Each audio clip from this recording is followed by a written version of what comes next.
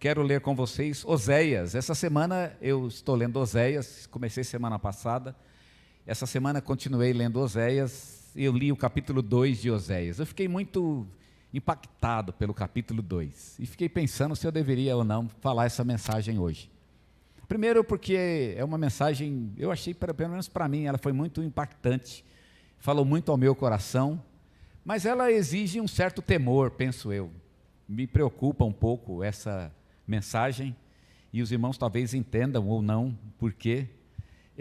Orei ao Senhor se eu deveria, trazer essa mensagem. Eu raramente trago no domingo alguma coisa que eu estou estudando, eu faço isso na quarta-feira. Toda quarta-feira eu falo sobre aquilo que eu estudei naquele dia, geralmente. Mas de domingo eu geralmente me preparo previamente, antes do mês eu já sei o que eu vou falar no mês que vem. Mas essa mensagem ela impactou tanto o meu coração que eu gostaria de compartilhar com os irmãos. Oséias, o profeta Oséias, no capítulo 2, ele vai dizer o seguinte. Oséias, capítulo 2, diz assim o texto: Dizei a vossos irmãos, a mim e a vossa irmã Ruama, repreendei vossa mãe, repreendei-a, porque ela não é minha mulher e eu não sou o seu marido, para que ela afaste a marca de sua infidelidade de entre os seus seios e os adultérios de entre os seus seios. Caso contrário, eu a deixarei despida como no dia em que nasceu, farei dela um deserto, eu a tornarei como uma terra seca e a matarei de sede.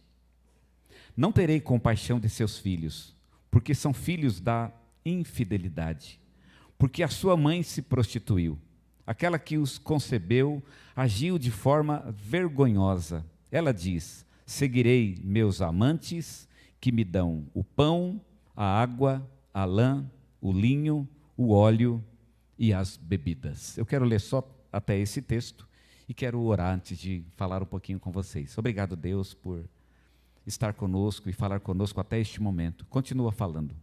E que agora também, ó Pai, nós possamos ouvir a Tua palavra através da palavra falada, como já ouvimos através dos cânticos. Tudo isso, ó Pai, é coração aberto e pronto para receber o que o Senhor tem para nos dizer, e que Tua palavra seja transformadora dentro de nós. É o que pedimos no nome do Senhor Jesus. Amém. A história de Oséias, eu não sei se você já leu essa história, ela é uma história muito interessante e muito diferente, inclusive, Para quem lê a Bíblia sempre encontra coisas muito diferentes, e a história de Oséias realmente ela é bastante diferente. Deus mandou o profeta Oséias casar com uma prostituta. Isso mesmo, com uma prostituta. E ele se casou com essa mulher, ela se chamava Gomer. E depois de casado com ela, ele teve 3 filhos com ela. Os filhos se chamam Jezreel, foi o primeiro filho.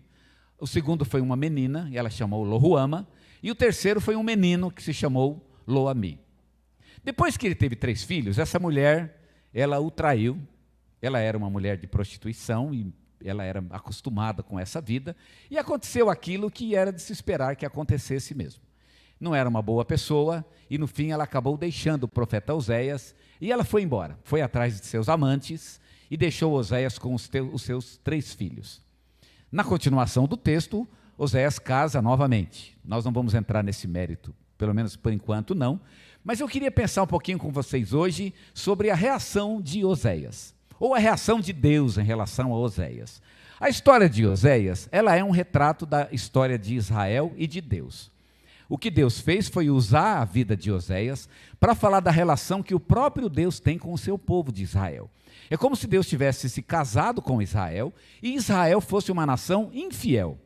E Israel então traísse a aliança que tinha com Deus, seguindo então outros amantes, que no caso são as nações estrangeiras, com as quais Israel fazia aliança, e Deus não gostava dessas alianças, e outros deuses, que eram deuses pagãos, Baal, por exemplo, que Israel vivia, não sei o que Israel tinha com esses deuses. Baal era um deus horrível, eu não sei por que eles iam atrás desse deus, não é? E então esses são amantes espirituais nesse sentido, e a história de Oséias ela é um retrato da história entre Deus e o seu povo Israel. Bem, eu queria hoje falar sobre o que aconteceu depois que Oséias então soube da traição de sua esposa.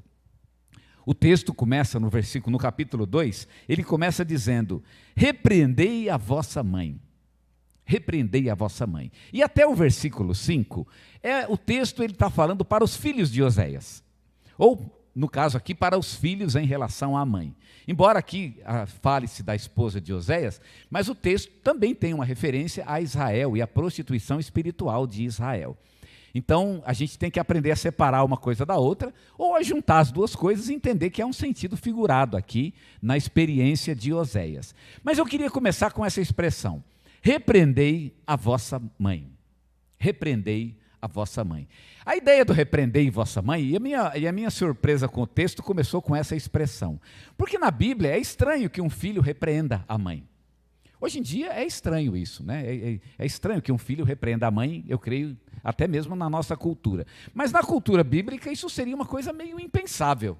Porque um filho nunca deve repreender uma mãe. Isso não é uma coisa muito comum, não é uma coisa muito natural.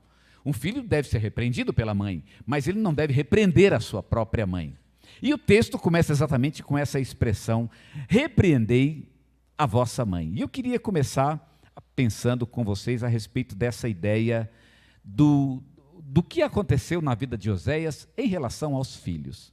Depois tem o lado de Oséias também, o lado do marido, né, que é o mais importante. Mas nos primeiros versículos, nos primeiros 5 versículos, a história do adultério da mulher de Oséias, ela é contada sob a perspectiva dos filhos. Então a gente tem aqui, nesse início do capítulo 2 de Oséias, 3 personagens. A gente tem o marido, que é aquele que foi traído, e portanto ele está vivendo aquele momento triste, né, da traição. Tem uma esposa, que é a traidora, e tem os filhos, e eles são importantes agora nesse primeiro momento. O discurso, ele é todo contado do ponto de vista dos filhos.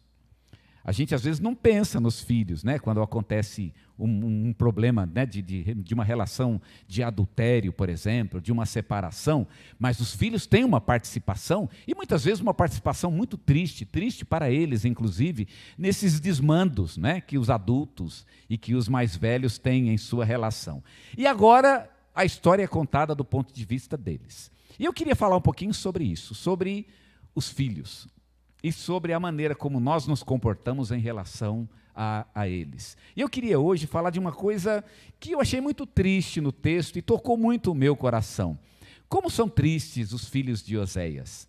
É uma história muito triste. Oséias, eu não sei se casou com a mesma, ou se casou com uma outra mulher depois. O fato é que a história dos filhos dele é uma tristeza à parte. Embora o texto aqui, pelo menos até este momento, ele não aborde exatamente esse tema, que é, de fato, o tema dos primeiros versículos do capítulo 2, mas a história deles é realmente muito triste, e eu quero pensar um pouquinho sobre os filhos. E já que o nosso tema é família, hoje eu queria falar um pouquinho sobre os direitos dos nossos filhos. Algumas coisas que nós deveríamos nos preocupar com eles e que são direitos deles. Talvez alguns direitos que você nunca parou para pensar nisso, mas sabia que é um direito do seu filho? E um dia talvez ele possa cobrar esse direito.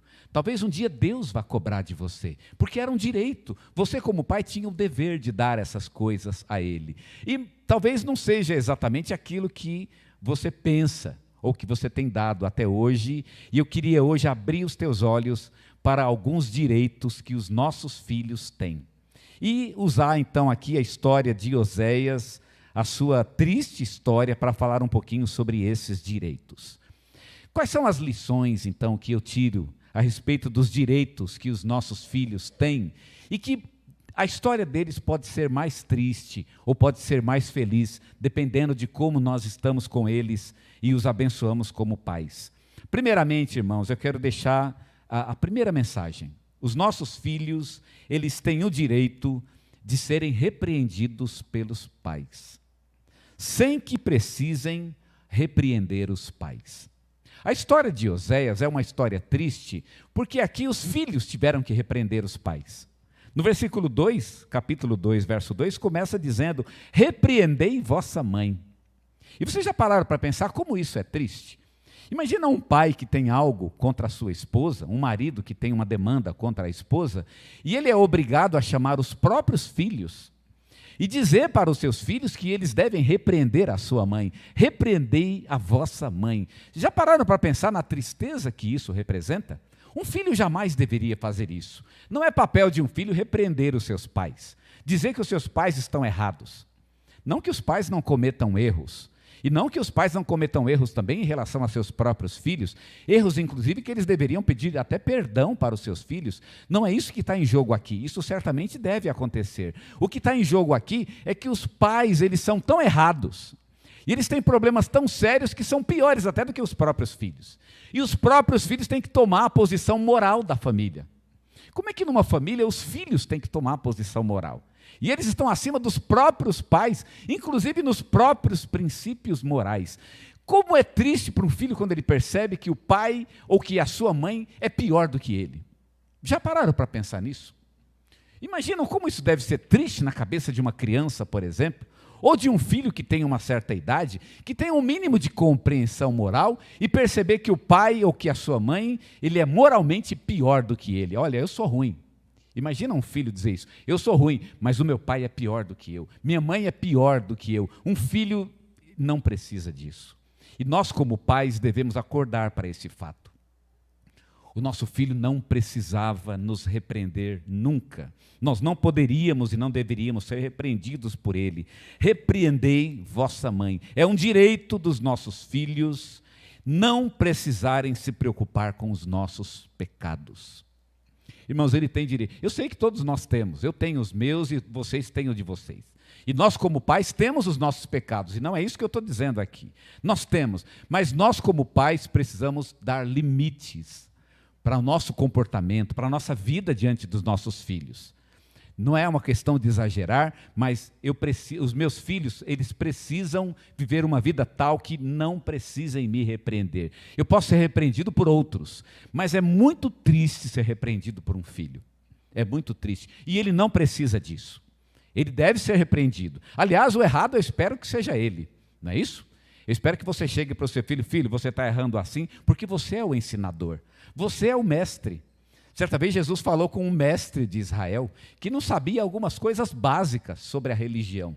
E quando Jesus estava dialogando com aquele homem, de repente ele fez uma pergunta, mas você é mestre em Israel e você não sabe dessas coisas? Aqui a pergunta pode ser feita para nós como pais. Eu sou pai e eu não sei dessas coisas? Eu vou falar para o meu filho sobre o seu comportamento. Filho, você está fazendo isso errado, isso, e eu não precisaria que ele precisasse dizer a mesma coisa para mim, porque eu me comporto bem diante dele. Essa é a questão que está em jogo. Nós como pais devemos ter uma vida tal que nós não precisemos ser repreendidos pelos nossos filhos, porque isso é triste para eles. Não é que é triste ser repreendido. A repreensão é até uma coisa boa, e eu acho que eu devo ser repreendido por alguém em algum momento. Alguém tem que chegar para mim e dizer, eu venho aqui, vamos conversar, eu acho que isso está errado, não é legal, não foi bom, você precisa mudar de vida, tem que ser assim, assim. Eu acho que em algum momento alguém precisa fazer isso comigo, mas não deveriam ser os meus filhos, não deveriam ser eles. Os nossos filhos têm o direito de viverem uma vida que eles não precisem nos repreender como pais. Nós como pais é que deveríamos repreendê-los. A segunda coisa que eu quero dizer para os irmãos a respeito dos filhos, aliás, os filhos têm que se preocupar com o crescimento deles, não é? Sem se preocupar em que o pai ou a mãe amadureça.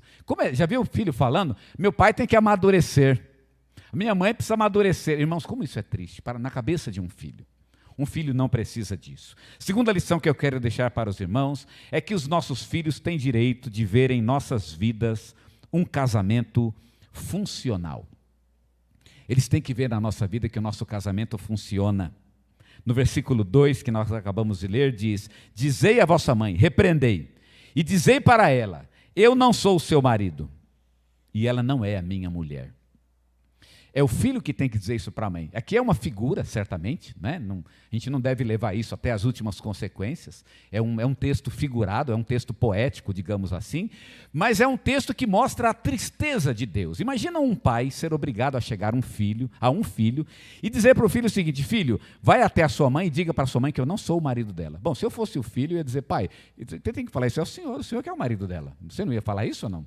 Eu ia falar isso. Pai, pelo amor de Deus, o senhor que é o senhor que vai lá e fala isso para ela. Eu não sei se eu teria coragem de falar uma coisa dessa para minha mãe. Ô mãe, o pai falou que não é seu marido. Parece até brincadeira. Não parece brincadeira um negócio desse? Parece piada?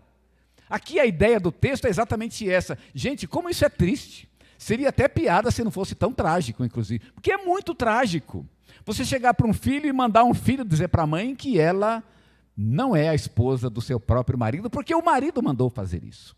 Um filho jamais deveria, não é papel dos filhos, o papel dos pais é mostrar para os filhos que o seu casamento funciona. Os filhos não deveriam ver em nossa vida um casamento disfuncional. A gente deveria mostrar para os filhos que a gente é marido e mulher. Os filhos têm o direito a isso. É bonito para um filho e é sadio na cabeça de um filho que ele olhe para o pai e a mãe e ele veja um marido e uma mulher. E estão lá como marido e mulher. Não é que não tem problema, tem. Tem dificuldade? Tem. Tem alguma né, tá briga de vez em quando, tal. Acontece, a gente sabe que essas coisas acontecem na família, mas os filhos precisam ver um casamento que funcione. Aliás, uma das verdades mais importantes que a gente pode ensinar para os nossos filhos é que é possível ficar casado. Porque eu acho que tem filho que acha que não é possível. Aliás, teu filho vai casar, não sei se você sabe disso. Mas eu vou te contar uma coisa que é bem, talvez você tenha que acordar para esse fato. Teu filho vai casar um dia. Ele vai viver com a esposa dele ou com o marido dela durante algum tempo. E quando passar em uns 5, 6, 7, 10, 15 anos, não sei quanto, o teu filho vai pensar em separar da sua esposa. Ou você acha que isso não vai acontecer? Você acha que não vai? Vai acontecer. Ele vai acordar um dia, ele vai meio que se arrepender de ter casado, e ele vai pensar, meu Deus, eu acho que eu vou me separar. Isso vai acontecer na vida do teu filho. Mas não tenha a menor dúvida. Sabe o que pode segurar ele neste momento? É o fato de que ele tenha na memória de que o seu pai e a sua mãe, eles provam com a vida deles de que é possível que dê certo. Eles precisam desse exemplo. Um exemplo de um casamento que funcione. Os filhos têm o direito, é um direito deles.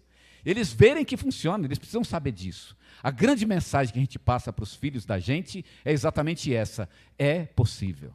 Aí ele vai chegar, pai, não está dando certo, eu quero separar, e o que você vai falar para ele? Você sabe que é difícil, você também teve sua luta, você teve sua dificuldade, você também quis separar, você também teve lá o seu momento difícil com a sua esposa, você pensou em sair de casa, você passou por tudo isso.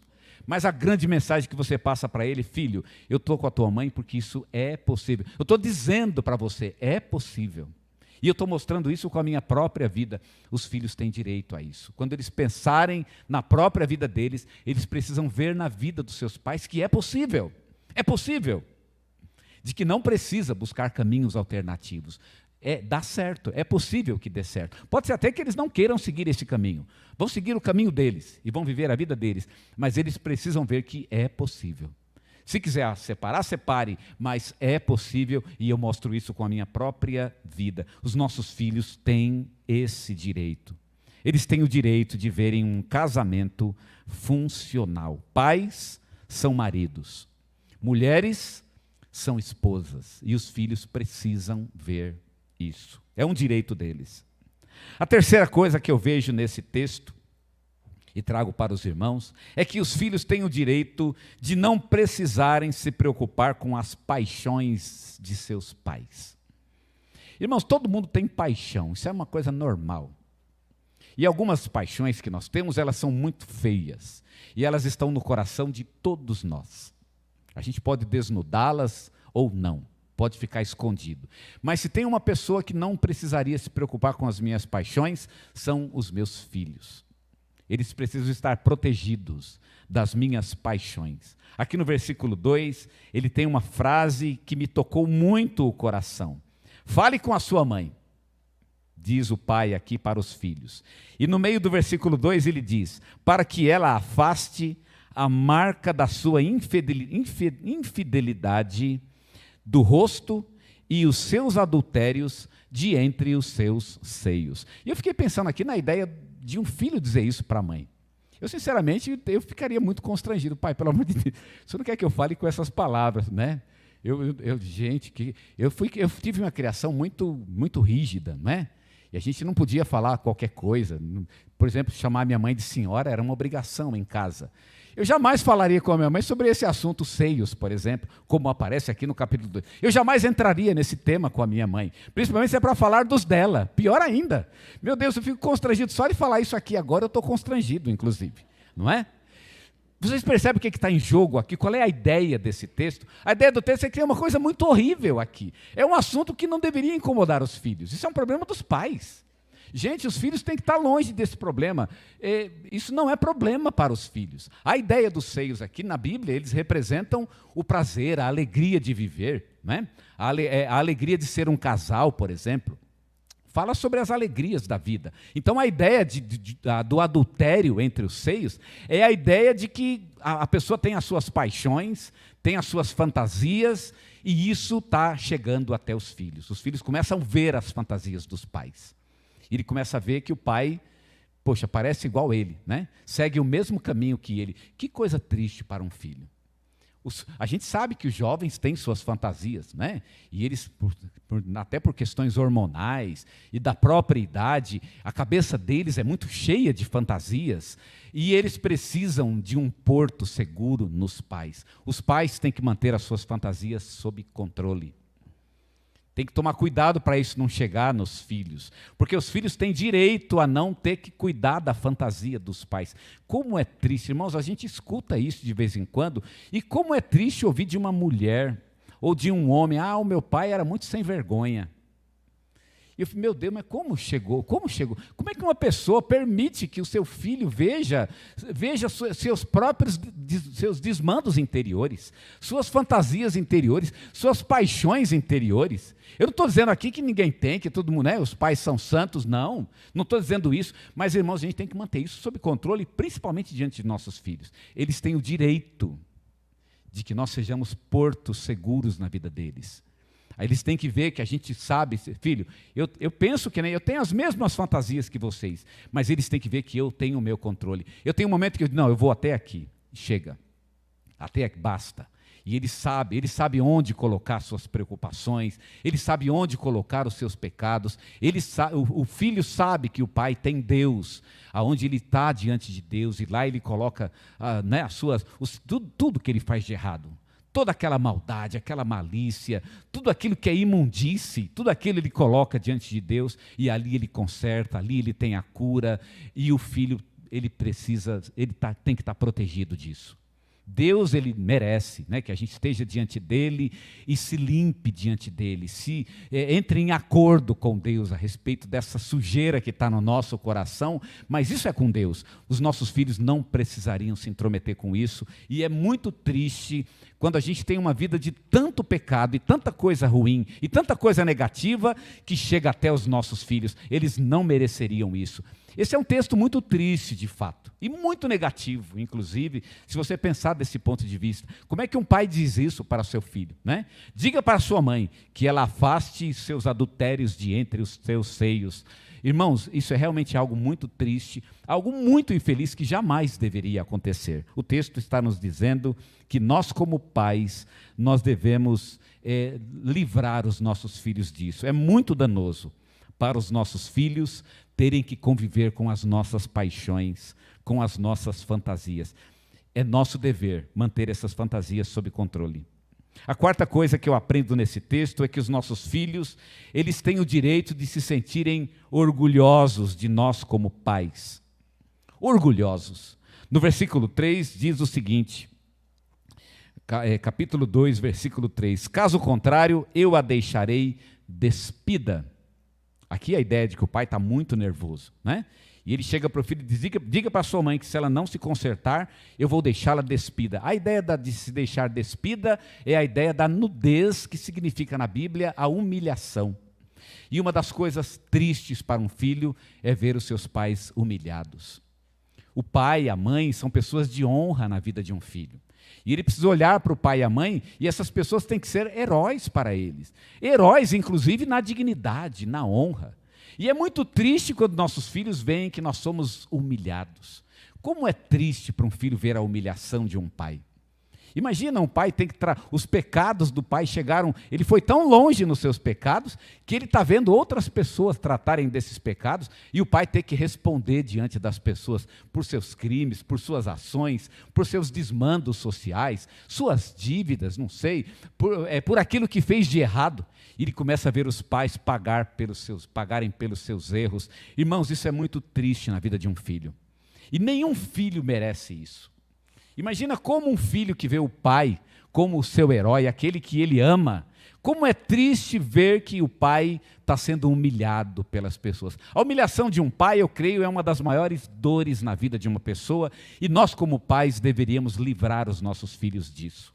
Nós deveríamos ter uma atitude melhor, uma atitude diferente e mostrar para os filhos que realmente somos pessoas dignas. Não somos perfeitos. E eles vão saber que não somos perfeitos. Vamos errar, principalmente em relação a eles, mas vamos dar a eles orgulho de serem nossos filhos. Filhos, vocês podem ter orgulho de mim.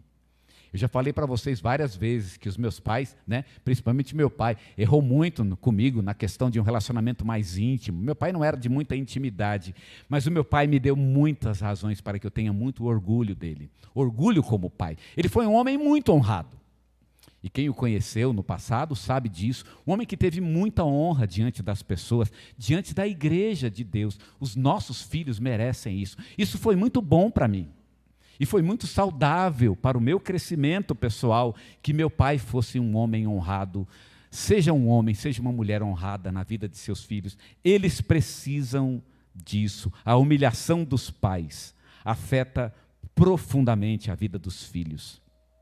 Pais e mães são figuras de honra e devem representar a honra na vida de seus filhos. Em quinto lugar, os filhos têm o direito de desfrutar da vitória ou dos frutos que os seus pais colheram. Os filhos têm o direito disso. Você não venceu na vida, então teus filhos têm o direito de participar dessa vitória. É bom que eles tenham uma vida melhor do que a que você teve. Eu tive uma vida boa quando eu era criança, Fui meio sapeca, travesso, brinquei na rua, mas a gente era muito pobrezinho, coitado. Eu fico muito feliz, coitado de mim no caso, mas eu fico muito feliz de que realmente eu tenha vencido nesse sentido e posso dar para os meus filhos uma vida melhor do que a vida que eu tive. Brinquedos que eu não pude ter, uma educação que eu não pude ter. Louvo a Deus por isso. É um direito deles de participar dessa vitória. É um direito dos pais. E nós, como pais, devemos colocar isso diante do Senhor. Deus, me ajuda a dar para os meus filhos coisas que eu mesmo não pude ter. Eu nunca pude dar, por exemplo, escola particular. E me lembro de uma vez deles estarem brincando. Eu nunca me esqueço desse dia. Eles estavam na casa dos meus pais. E eles estavam descendo num carrinho de rolimã. Eu nunca vou me esquecer. Eu estava em cima da laje olhando para eles na rua. E naquele dia eu fiz uma oração, porque eu não tinha condições de pagar uma escola particular. Eu disse, Deus, eu não tenho condições, mas eu queria dar a eles a melhor educação possível. A melhor possível. E fiz aquela oração, e eles ainda não estavam em idade escolar, e fiz aquela oração diante de Deus. E nunca pude pagar uma escola particular. Mas sabe, irmãos, eles sempre tiveram ótimas escolas. Primeiro porque minha esposa é professora, e nós conseguíamos, por conta disso, boas escolas na rede estadual, lá em Diadema. E quando chegou na época do colégio, eles foram, anotem vocês, foi a terceira escola do Brasil no ranking das escolas. Deu um trabalho muito grande para a gente, porque a terceira melhor escola, realmente os pais tinham que ficar em cima dos filhos, não é? Então, deu um certo trabalho para a gente manter os filhos naquela escola, mas era a melhor terceira escola estadual do Brasil. Imaginem vocês o que é isso. Irmãos, nós como pais, nós precisamos fazer que nossos filhos desfrutem de nossa vitória. Você não venceu? Não está ganhando bem hoje? Não tem uma vida melhor hoje? Então é natural que seus filhos participem disso, que eles se alegrem com vocês.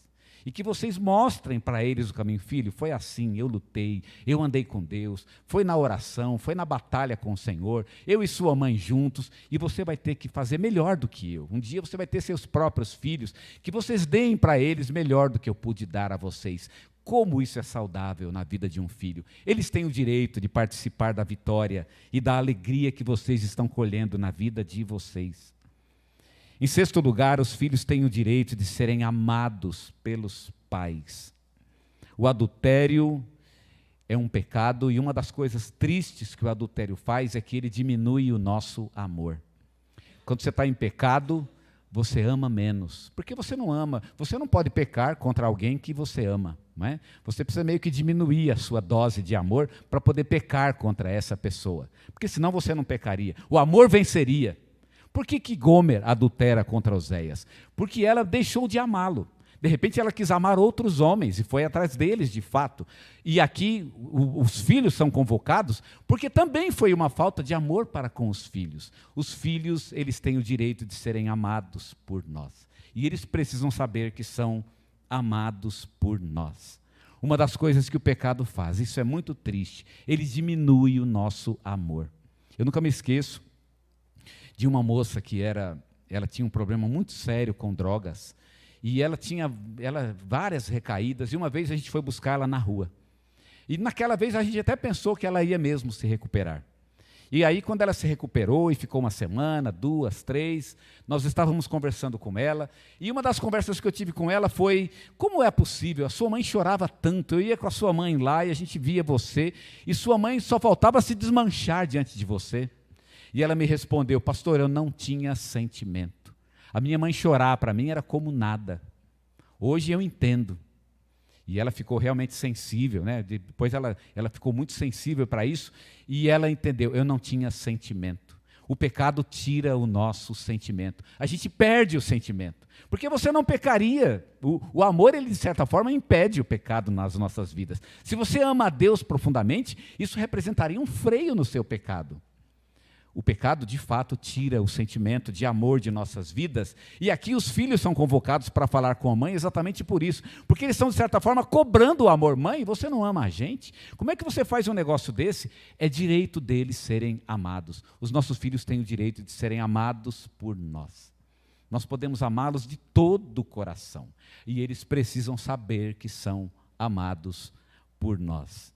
E por fim, os nossos filhos precisam saber que nós, como pais, confiamos em Deus para suprir as necessidades de nossos filhos. O versículo 5 disse, porque sua mãe se prostituiu, aquela que os concebeu agiu de forma vergonhosa. Ela diz, seguirei os meus amantes que me dão, e olha a lista, o pão, a água, a lã, o linho, o óleo e as bebidas. Quando eu li esse texto e li essa lista, isso tocou o meu coração. É como se Deus estivesse perguntando, peraí, você quer me abandonar? Por que exatamente? Por que você quer me abandonar? E aí é como se você desse a lista. Deus, eu vou falar exatamente o que eu quero. Tem um texto lá eu achei até engraçado, seria engraçado se não fosse tão trágico, né? Que no Pentateuco, lá quando o povo está no deserto, e o povo tem saudade das cebolas do Egito. Eu acho que parece piada, mas isso aconteceu de fato. Eles ficaram com saudade das cebolas do Egito. Porque no deserto não tinha cebola. Já pensou comer sem cebola? Não é um negócio impensável ou não? Irmãos, eu gosto de cebola, mas eu não sei se eu ia reclamar com Deus por causa de cebola. E Deus chega para mim e diz, então, me fala o que você quer então. Vamos resolver esse problema agora. O que você quer? Gente, eu falaria qualquer coisa, menos cebola, pelo amor de Deus. Deus, o que eu quero é cebola. Ah, não, você deve estar brincando, isso deve ser brincadeira um negócio desse, não é? Você quer cebola? Você está brincando comigo? Irmãos, aqui tem uma lista. É a lã, é o linho, é o trigo, existe uma lista. E olha que lista interessante, eu achei curiosa essa lista. Ela quer o quê? Por que ela traiu o marido? Por causa de uma lista. E aí está uma lista de 5 itens. O pão, 6. O pão, a água, a lã, o linho, o óleo e as bebidas. Ah, mas é isso que você quer? É por isso que você me traiu? Quer dizer que não tem pão? Não tem água aqui? Eu fiquei pensando na história da água, né? A água me tocou muito o coração. Mas como água? Quer dizer que o seu amante dá água, eu não dou água para você? É isso que eu estou entendendo? Não? Você não tem água em casa? Pelo menos a água tira da lista, porque a água tem. Não é possível, não é? Pelo menos abrir a torneira vai ter água. Não parece um negócio esquisito? Não tem algo estranho nessa história? Sabe o que parece que está acontecendo aqui? Essa mulher trai porque ela tem o desejo, ela não confia em Deus no suprimento dessas coisas. Eu acho que tinha tudo, não é que não.